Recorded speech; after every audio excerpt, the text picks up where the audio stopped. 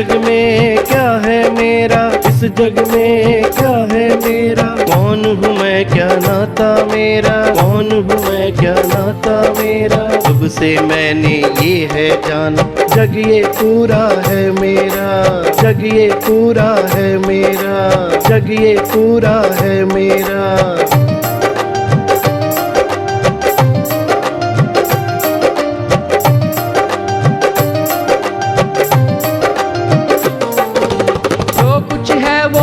सब मेरा, मैंने अर्जित किया यहाँ, मैंने अर्जित किया यहाँ।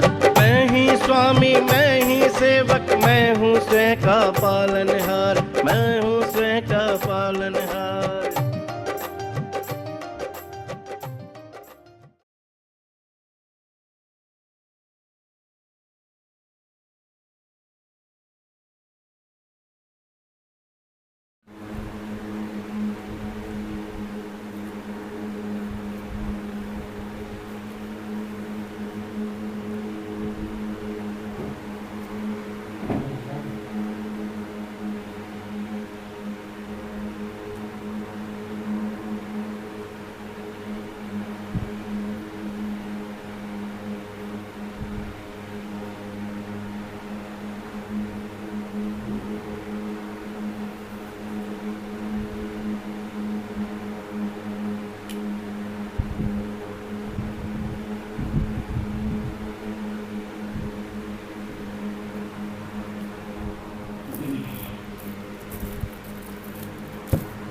इस वक्त RJS PBH RJS positive media की टीम भोजपुर ज़िला बिहार के रतनाड़ गांव में पहुंची है और यहां पर एक समाज सेवी श्री राम कविलास सिंह जी, जो एक राय जी के नाम से गांव में फेमस हैं, यानी किसी को सलाह देना होता था तो राय जी के पास चलो, किसी मुसीबत में फंस गए तो अरे राय जी के पास से सलाह लिए, तो राय जी की सलाह से बहुत सारे घरों में आज खुशहाली है और खेती गृहस्थी से संबंधित भी जानकारी वो देते रहे हैं। विद्यार्थियों को इवन पढ़ाते रहे, कोचिंग इंस्टीट्यूट, कोचिंग एक कोचिंग चलाया, ट्यूशन गांव के बच्चों को, बच्चियों को, खास करके ऐसे एजुकेशनल इंस्टीट्यूशन की रचना की आपने। और आज आरजेएस पॉजिटिव मीडिया कृतार्थ हुई आपके निवास पर आकर और पॉजिटिव मीडिया ग्लोबल डायलॉग करने के लिए। और सबसे पहले आरजेएस पीबीएच का अमृतकाल का सकारात्मक भारत का जो है ग्रंथ, ये वॉल्यूम 2 और वॉल्यूम 1 ये प्रदान किया जाता है और मैं चाहूँगा कि आप इसका लोकार्पण करें। धन्यवाद।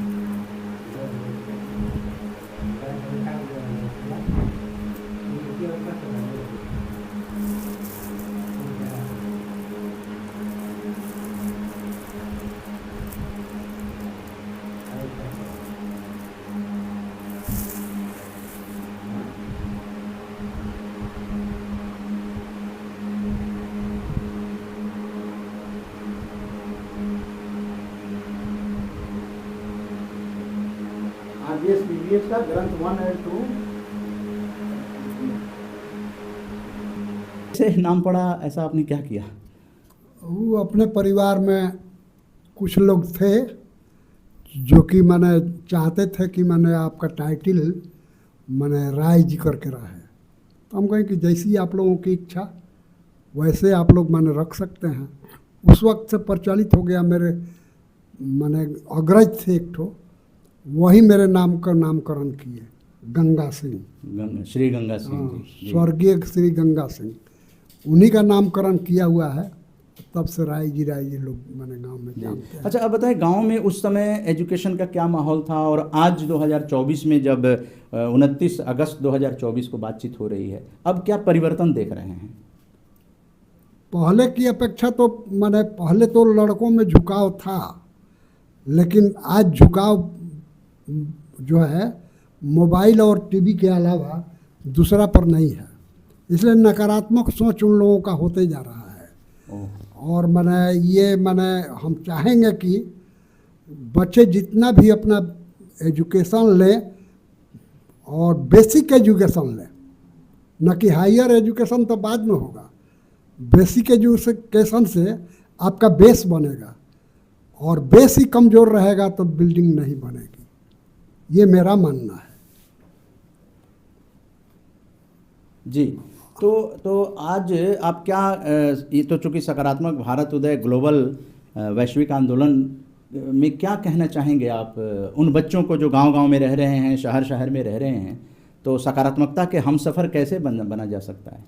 हम चाहेंगे कि सकारात्मक सोच जो है बहुत ज़्यादा जिस तरह से है उदय करे, और इसका माने वर्ल्ड लेवल पर इसका पुनर्निर्माण हो और इसका वर्ल्ड लेवल में नाम हो। लेकिन वो कैसे कुछ डायरेक्शन देना चाहेंगे? लोग जुड़ते जाएंगे। बच्चे लोगों से मैं अपील करूंगा कि वो लोग माने सकारात्मक सोच के मिशन के तहत वो लोग जुड़े और जुड़ करके अपना सहयोग करते रहें। जी, तो यहाँ पर खेती गृहस्थी कृषि प्रधान है, तो आप किस किस तरह के सलाह दिया जाता था आपके द्वारा कृषि को उन्नत बनाने के लिए? यहाँ मुख्य रूप से ये गांव जो है सब्जी की खेती के लिए मशहूर है, लेकिन और भी जो है धान, गेहूं, चना, मसूर, ये सब चीज़ जो है ये भी यहाँ पर उगाया जाता है, और इसमें फर्टिलाइज़र का कम से कम उपयोग किया जाए, और ये बायोकेमिक जो है जो खाद है उसका ज़्यादा से ज़्यादा उपयोग करने से खेत की उर्वरा शक्ति मजबूत रहती है।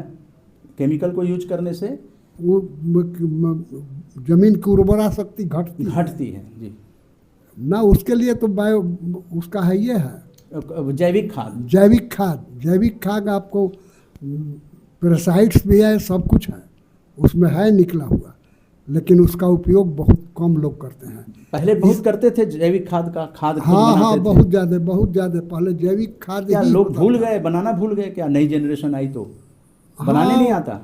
बनाने के लिए उसमें क्या करना था, वो तो चूँकि जानवर पालना आपको बहुत कम हो गया है। एक गड्ढा खोद कर हाँ, क्या क्या डालते थे?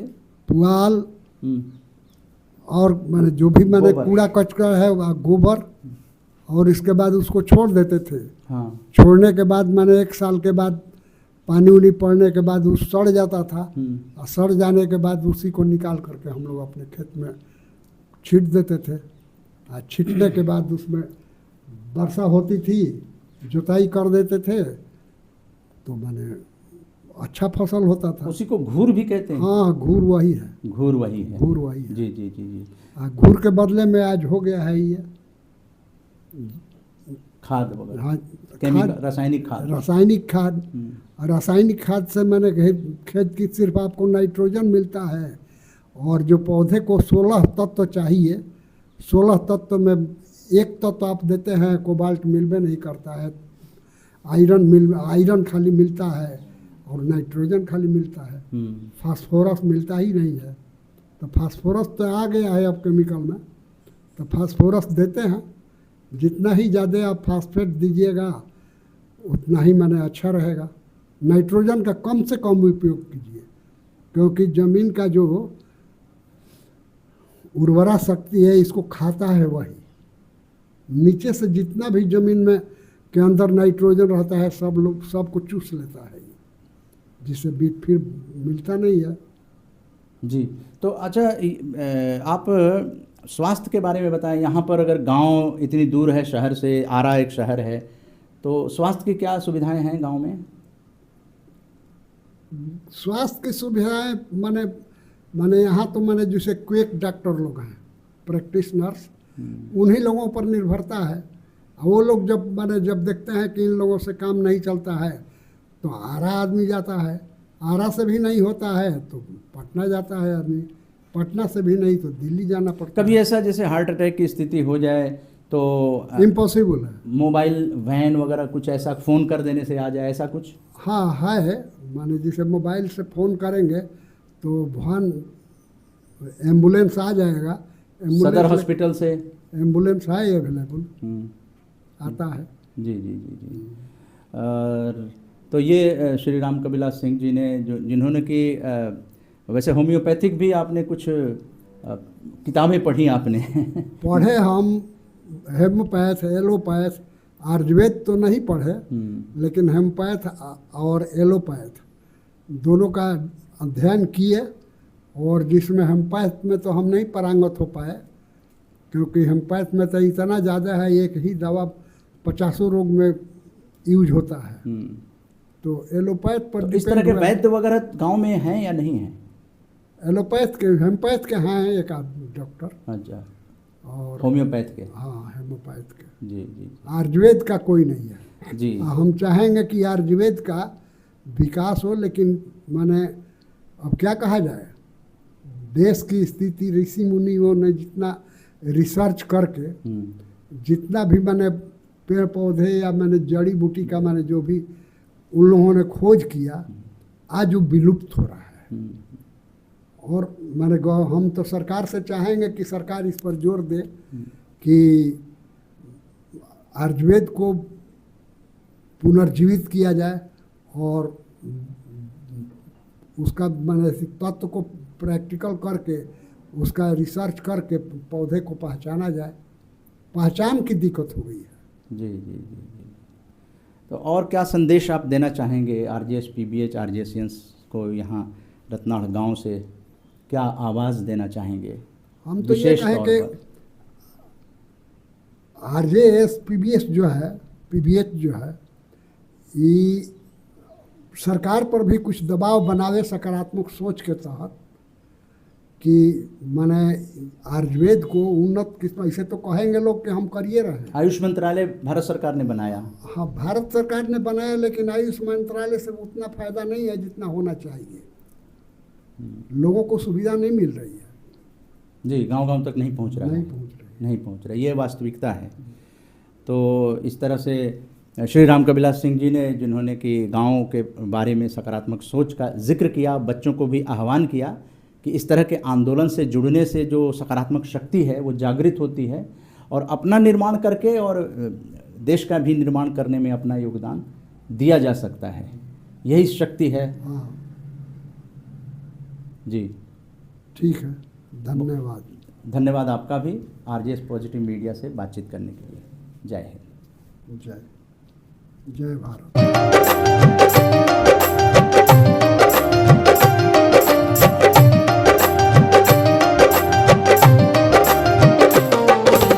अब मैं चाहूँ जहाँ मैं चाहूँ, अब मैं चाहूँ जहाँ मैं चाहूँ, धरती पे मैं स्वर्ग ले आऊँ, धरती पे मैं स्वर्ग ले आऊँ। धरती पर्वत सब है मेरा, जहाँ चाहूँ वहाँ बने बसेरा, जहाँ चाहूँ वहाँ बने बसेरा, जहाँ चाहूँ वहाँ बने बसेरा।